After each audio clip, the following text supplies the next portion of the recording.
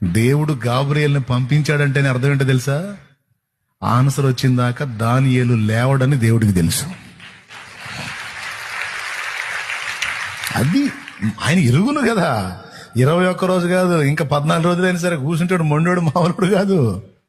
దానియేలు అంటే నాకు బహుప్రియుడు. నీకు ఆన్సర్ రాకపోతే ఎందుకు వదిలేస్తావు ప్రార్థనని? అలాగే చెప్తున్నాను, అన్ని విషయాల కోసం ప్రార్థన చేయటం ఉంది, ఒకే అంశం కోసం పోరాటం కూడా. అది దేవుని ముందు పెట్టి ఆ ఒకే విషయాన్ని సాధించేంత వరకు పట్టు వదలక ప్రార్థన. నీ పిల్లలది కానీ, నీ ఫ్యామిలీ ఏది, నీ ప్రయత్నాలు కానీ, తమ్ముడు నీది ఏదైనా సరే రోజు గోజాడు. ఇసుగు పుట్టాలి ఏసైకి. రోజు నాకు తెలియదు దాని సంగతి తేల్చని కూర్చో. ఖచ్చితంగా నీకు అటో ఇటో తేల్చకపోతే అప్పుడు అడుగు. ఆయన ఉన్నవాడు, ఆయన సజీవుడు, ప్రార్థనకు జవాబు ఇచ్చేవాడు. ఖచ్చితంగా తెలుస్తాడు. నేను చాలా పొందుకున్నాను.